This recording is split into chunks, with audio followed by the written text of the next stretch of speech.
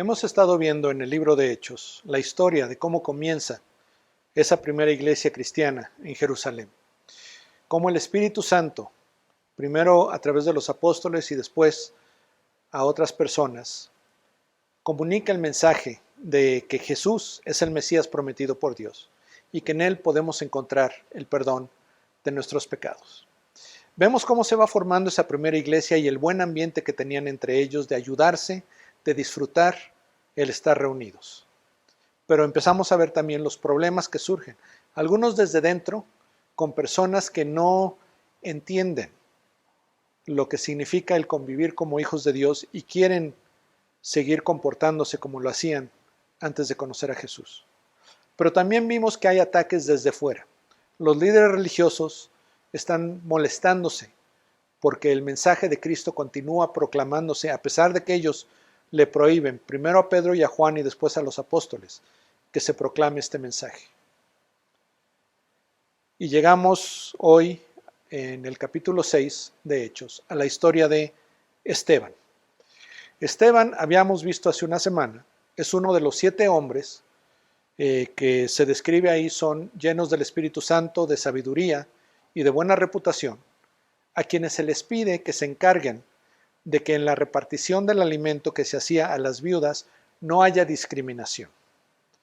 Y como vamos a ver hoy, Esteban no se limitó solamente a eso, sino que participó de una manera más significativa en la vida de la iglesia. Y vamos a ver su historia hoy. Y conforme vemos su historia, que es la historia del primer mártir de la iglesia cristiana, hay algo que quisiera que consideraras. Tú no puedes decir que has vivido hasta que tengas algo por qué morir. Tu vida realmente no tiene significado, no hay manera de ver su valor hasta que haya algo por lo que estés dispuesto a dar tu vida por ese algo. Eso es lo que le da significado, es lo que le da valor. Y ese es el caso en la vida de Esteban. Esteban, habíamos visto, fue escogido como uno de los 7 hombres que iban a encargarse de que no hubiera discriminación a la hora de repartir los alimentos a las viudas. Pero eso no era lo único que Esteban hacía. En la Escritura nos dice que Esteban anunciaba el mensaje de salvación en Cristo. Anunciaba el cumplimiento de la promesa de Dios de enviar un Mesías en Jesús. Y las personas respondían a la manera como Esteban comunicaba esto, porque además Dios le concedía que hubiera señales y milagros en su comunicación de este mensaje. Y más personas estaban creyendo en Jesús por el mensaje que Esteban compartía. Pero esto no le pareció bien a ciertos judíos de cierta sinagoga, que era el lugar donde ellos se reunían para estudiar la palabra de Dios. Y empezaron ellos a acusar a Esteban de hablar cosas indebidas. Y empezaron a alborotar a las personas para que acusaran ante las autoridades religiosas a Esteban de hablar cosas inapropiadas acerca de Dios, acerca de Moisés. Y causaron tal barullo que logran que los líderes religiosos manden a arrestar a Esteban. Y entonces lo agarran y lo llevan al concilio de los líderes religiosos que se reunían ahí en el templo.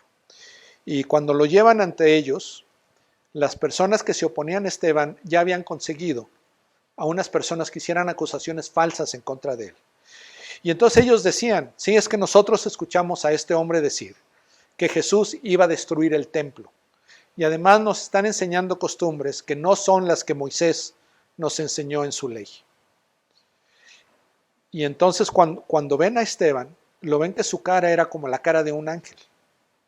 Y el sumo sacerdote le pregunta si es cierto esto de lo que le están acusando. Y en ese momento Esteban, en su respuesta, les da un resumen de la historia de Israel, acerca de personajes como Abraham, como Isaac, Jacob, los patriarcas que recibieron el pacto de Dios de hacer de Israel un pueblo para él y una gran nación que sería de bendición a todas las familias de la tierra. Les habla de José, y cómo fue vendido por sus hermanos, cómo llega a Egipto y cómo eso resulta en que sus hermanos, su padre, todo lo que era su familia, se vayan a vivir de la tierra prometida que Dios les había dado a Egipto, y cómo en Egipto ellos son esclavizados por 400 años.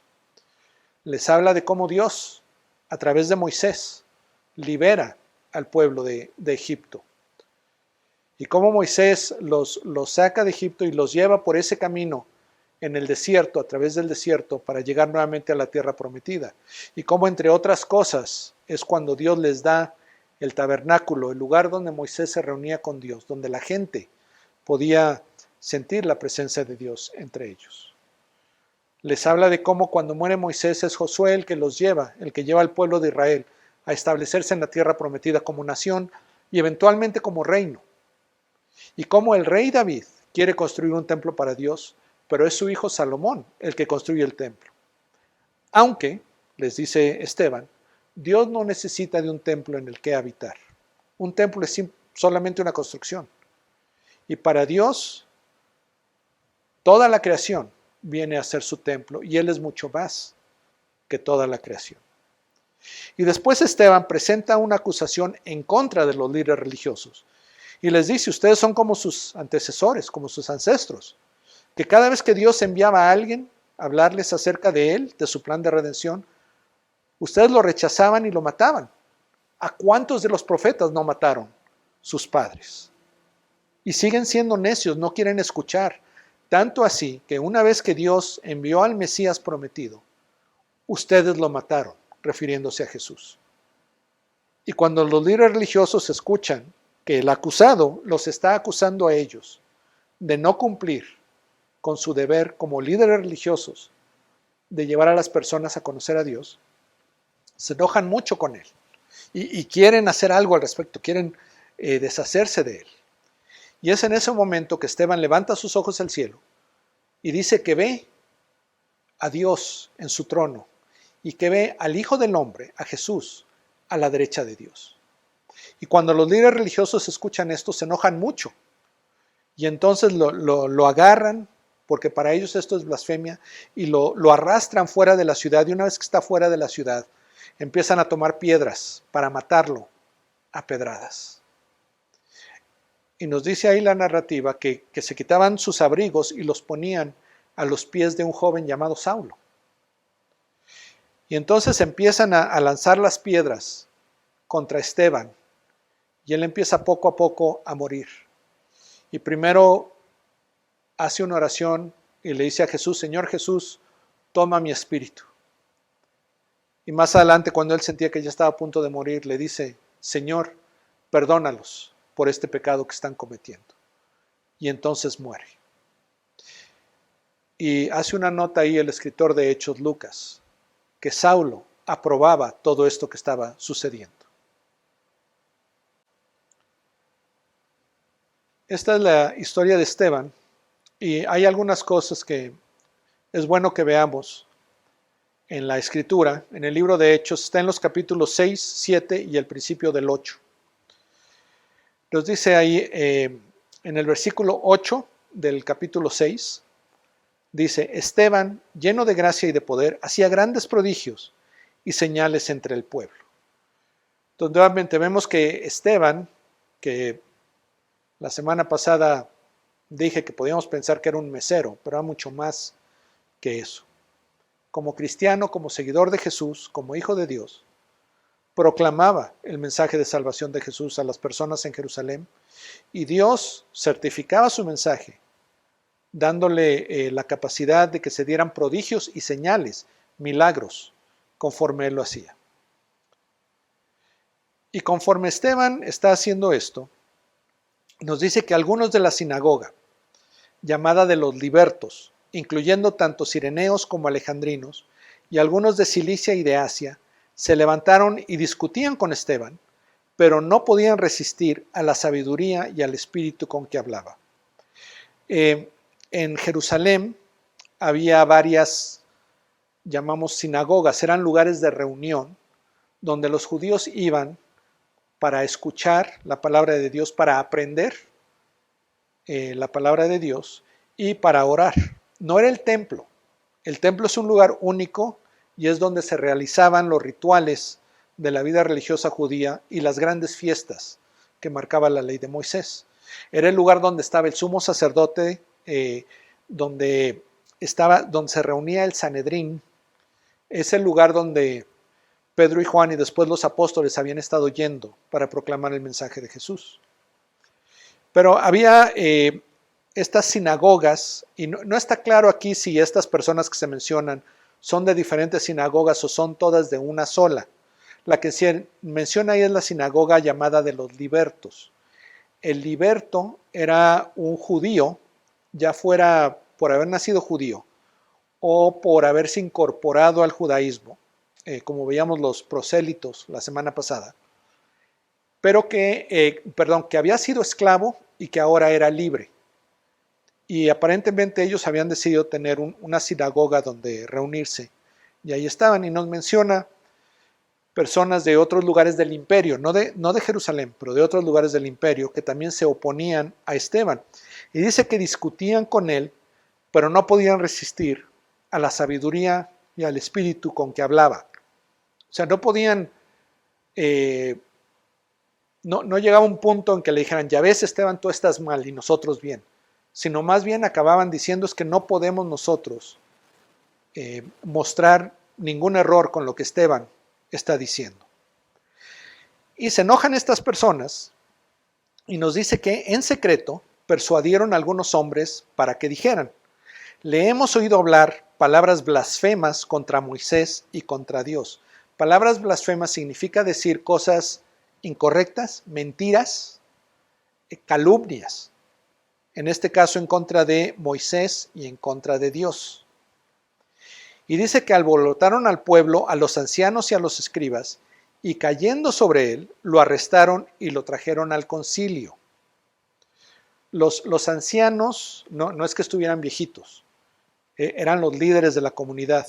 Y los escribas eran personas que se dedicaban al estudio de las escrituras.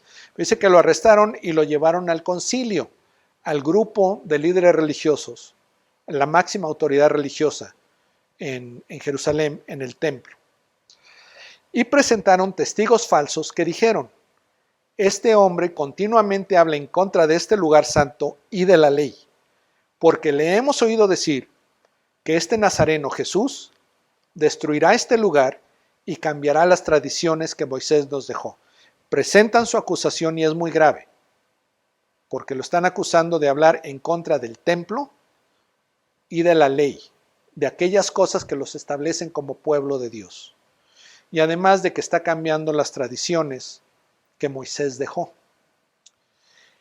Pero nos dice que al fijar la mirada en él, todos los que estaban sentados en el concilio vieron su rostro como el rostro de un ángel. Y no estamos seguros qué significa esto.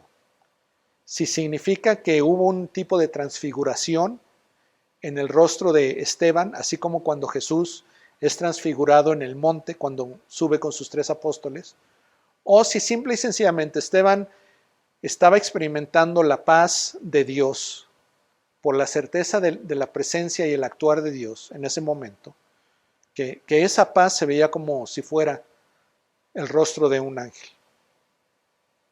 Pero una vez que se presenta la acusación contra Esteban, el sumo sacerdote pregunta, ¿es esto así? O sea, le da la oportunidad de defenderse. Y Esteban lo que va a hacer es que les va a mostrar que efectivamente él es judío, que él conoce y cree en la historia del pueblo judío, seleccionado como el pueblo de Dios.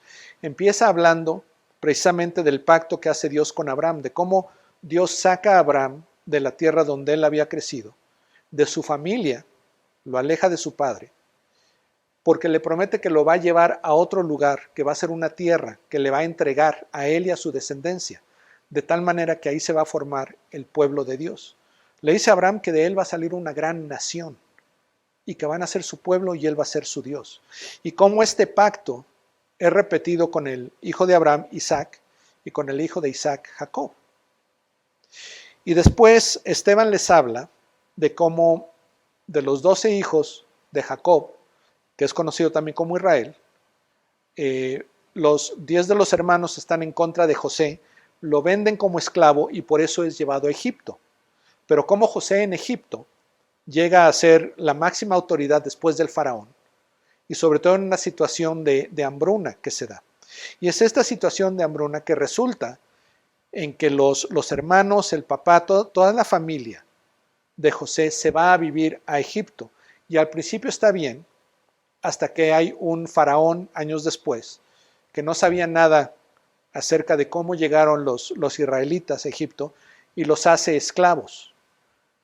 Y en algún punto trata de limitar el crecimiento de los israelitas, matando a los bebés.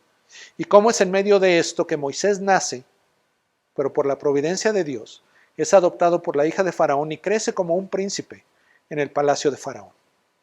Y cómo Moisés tiene que huir de Egipto porque mata a un egipcio y teme lo que vaya a pasar por eso. Pero Dios se le aparece a Moisés en una zarza ardiendo, donde le da la misión, no solo de liberar al pueblo de Israel de la esclavitud en Egipto, sino de llevarlos a la tierra prometida, regresarlos a la tierra prometida, donde se va a cumplir el pacto que Dios hizo con Abraham. Y Moisés lo hace, pero también menciona Esteban, al relatar todo esto, cómo el pueblo de Israel en el desierto se cansa de seguir a Dios y primero piden que se les haga un becerro de oro, a quien lo van a nombrar su Dios y lo van a adorar. Y cómo piden regresar a Egipto pensando que ahí estaban mejor. Pero Moisés eventualmente los lleva a ver la tierra prometida, aunque Moisés muere, y entonces Josué, el que va a llevar al pueblo de Israel a establecerse en la tierra prometida, conquistando a las personas que ya estaban ahí. Y eventualmente la nación de Israel se vuelve un reino, y tienen como rey, como su segundo rey, a David, el cual quiere construirle un templo a Dios, pero Dios le dice que no lo va a construir él, sino que lo va a construir su hijo Salomón. Y este templo es la continuación del tabernáculo que Moisés había construido en el desierto por órdenes de Dios para que el pueblo de Israel tuviera un símbolo de la presencia de Dios en medio de ellos. Pero, como les menciona Esteban, Dios no necesita un templo. Dios no necesita un lugar donde estar, porque Él habita toda la creación. Es más que toda la creación. Y habiendo presentado toda esta exposición que muestra que Esteban no es la persona que blasfema en contra de Dios o en contra del templo o en contra de Moisés, como lo ha establecido. Pero después él cambia el tono de su mensaje y presenta una acusación en contra de los líderes religiosos. Y les dice: ustedes que son tercos e incircuncisos de corazón y de oídos, resisten siempre al Espíritu Santo. Como hicieron sus padres, así también ustedes. Le está diciendo, es que ustedes no quieren recibir las cosas de Dios. Endurecen su corazón, no quieren abrir sus oídos y rechazan lo que viene de parte de Dios. Les dice, ¿a cuál de los profetas no persiguieron sus padres? Ellos mataron a los que antes habían anunciado la venida del justo, del cual ahora ustedes se hicieron traidores y asesinos. Ustedes que recibieron la ley por disposición de ángeles y sin embargo no la guardaron. Y aquí Esteban les está señalando algo muy grave. Le dice, ustedes que son los que estudian la palabra de Dios, que conocen la ley de Dios, ustedes que deberían ayudarnos a entenderla y guiarnos al conocimiento de Dios, ustedes que son los que debían haber notado, se tenía que haber dado cuenta de que el Mesías prometido por Dios llegó en Jesús. Ustedes no solo no lo hicieron, sino que además ustedes fueron los que lo mataron, básicamente. Esta es una acusación muy fuerte que está haciendo Esteban.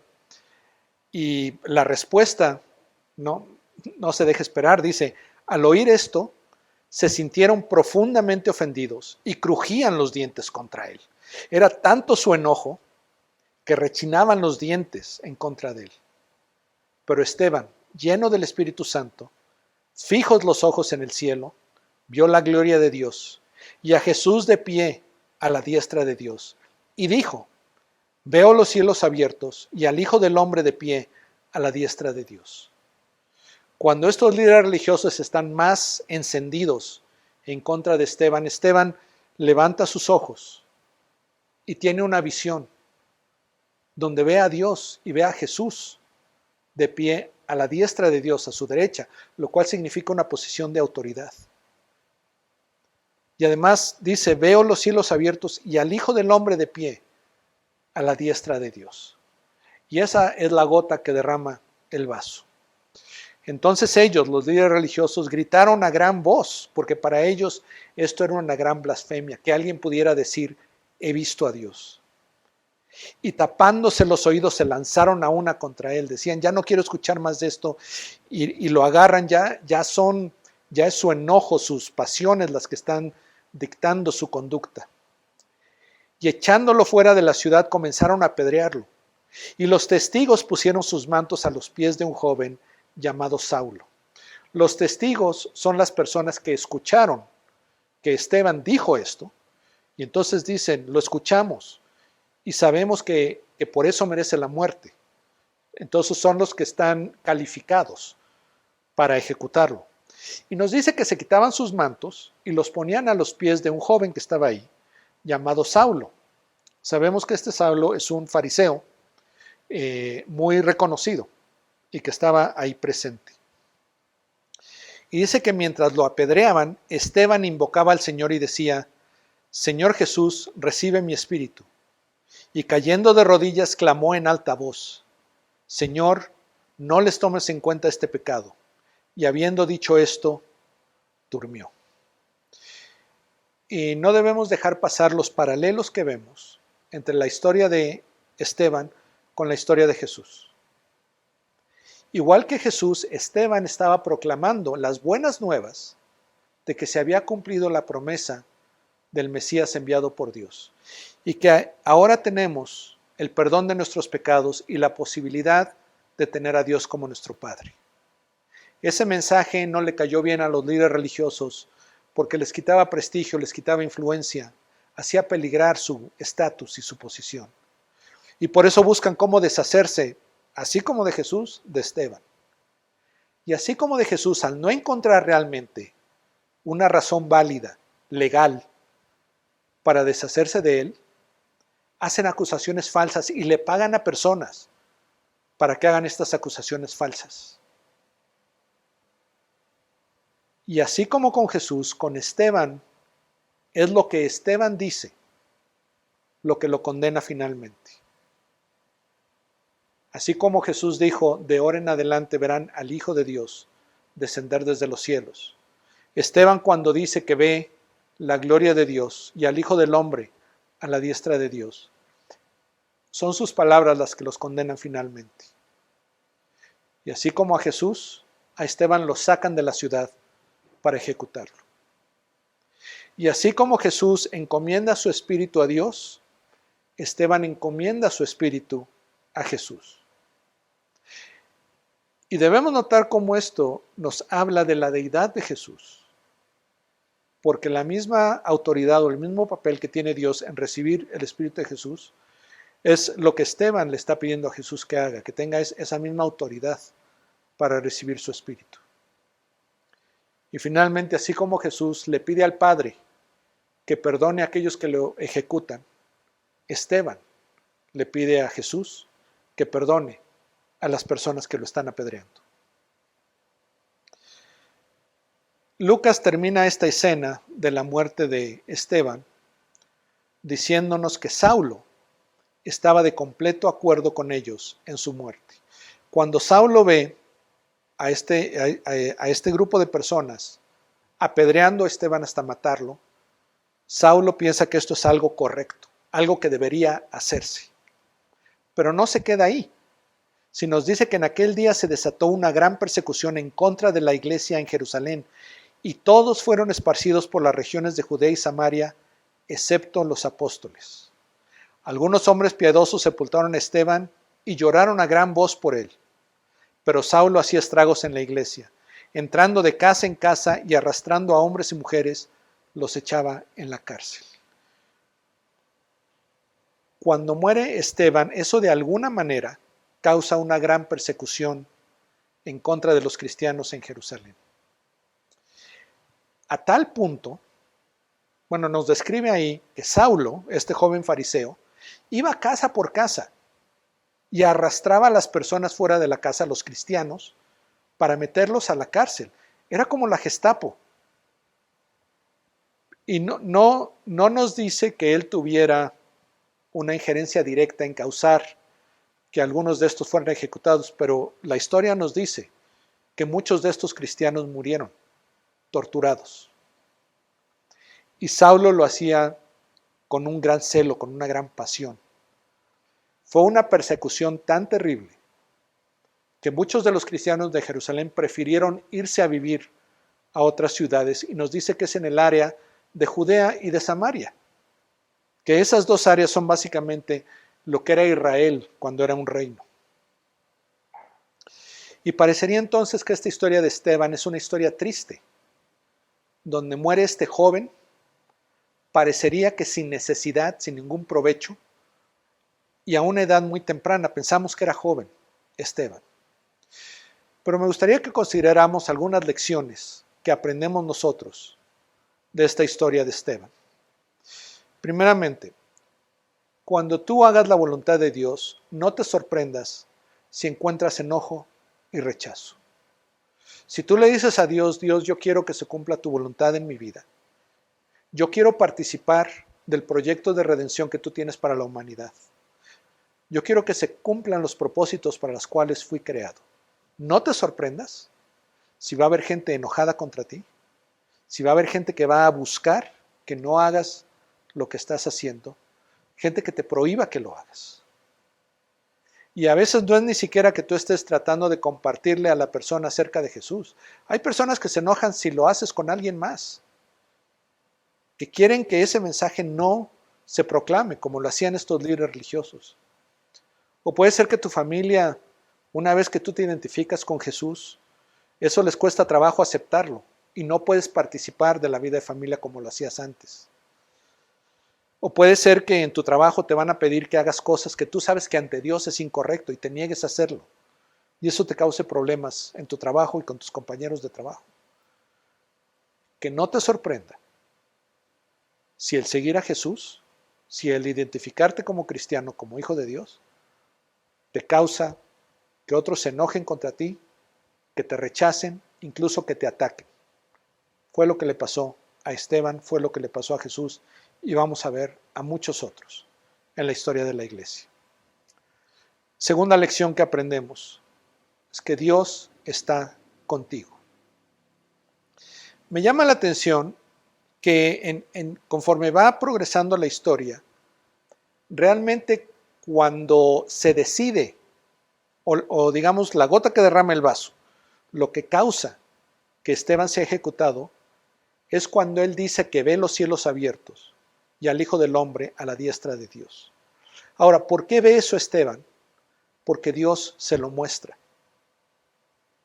Y podría yo pensar que si Dios no le hubiera dado esa visión a Esteban, a lo mejor los líderes religiosos muy enojados le hubieran dicho, pues a este también denle 39 varazos y que se vaya. Y ya. Pero es por el hecho de que él dice ver a Dios que lo ejecutan. Y entonces parecería que Dios se le salió la jugada de las manos, que cometió un error. Ups, yo no quería que pasara eso, pero que pasó, pero no. La realidad es que Dios está fortaleciendo a Esteban con su presencia. Nos dice la Escritura que Esteban estaba lleno del Espíritu Santo, que estaba totalmente en comunión con Dios y cumpliendo sus propósitos. Nos dice que por eso las personas veían su cara como la de un ángel. Y cuando se abren los cielos y él ve a Dios, él tiene la certeza total de que Dios no se ha olvidado de él y que lo que está pasando está dentro del plan de Dios. Y eso es lo que le da la paz para enfrentar esta situación. Tercer punto, está bien morir. Y eso te puede sonar muy raro porque nuestra cultura se opone a la muerte. Queremos evitar la muerte. a todo costo. No importa lo que sea necesario, queremos evitar la muerte, la nuestra y la de aquellas personas que queremos. Y déjame darte una mala noticia, te vas a morir. Tus papás van a morir, tus hermanos van a morir, tus hijos van a morir, tus amigos van a morir, tu cónyuge va a morir. No se puede evitar eso. Y tenemos que tener una perspectiva un poco diferente acerca de la muerte, de la que nos comunica nuestra cultura. Y la próxima semana vamos a hablar de esto. Pero Esteban sabe que va a morir. Pero sabiendo que él ha estado involucrado en cumplir lo que Dios le ha pedido que haga, que la presencia de Dios está con él, él entiende que su muerte es parte del plan de redención de Dios, del plan de Dios para la iglesia.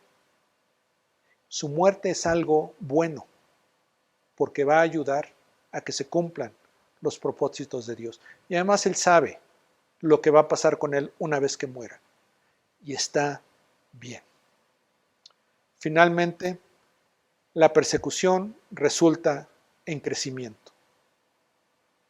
En el capítulo 1 de Hechos, habíamos visto que Jesús le dice a sus discípulos que van a recibir poder cuando venga a ellos el Espíritu Santo, y que este poder los va a capacitar para ser testigos de Jesús.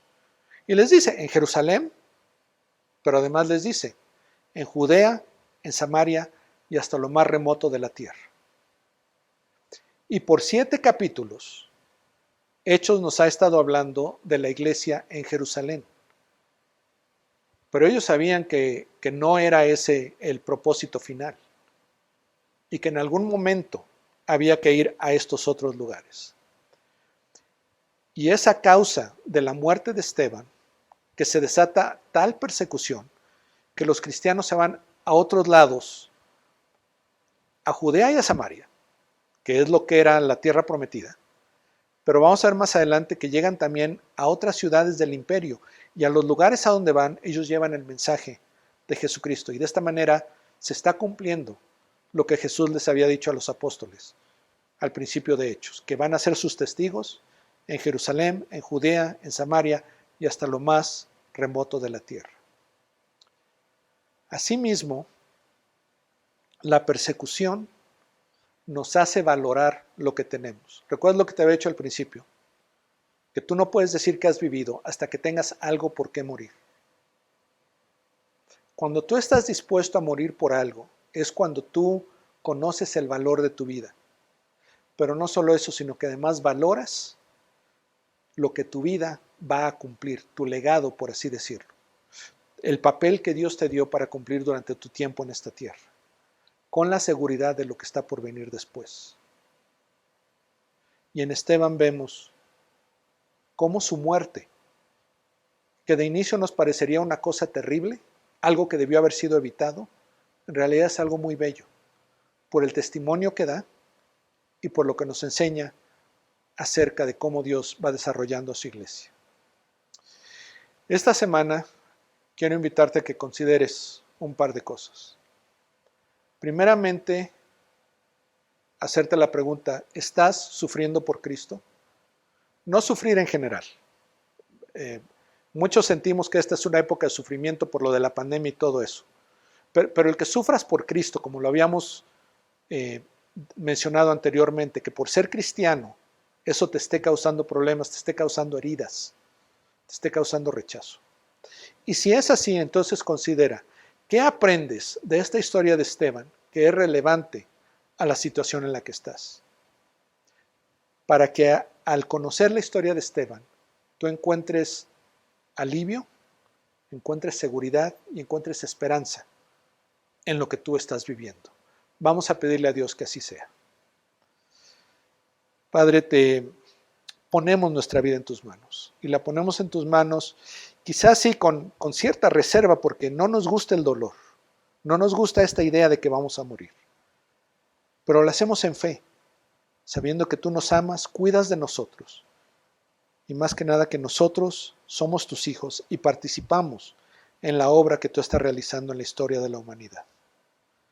Te pedimos, Padre, de que considerando el ejemplo de Esteban, considerando lo que dice tu palabra, lo que ya hemos experimentado como hijos tuyos, nos des la fortaleza, tal como la pidieron los primeros cristianos, de poder continuar proclamando el mensaje de Cristo, de que se cumplan tus propósitos en nuestra vida y de que esta manera nuestra vida valga porque te ha glorificado a ti.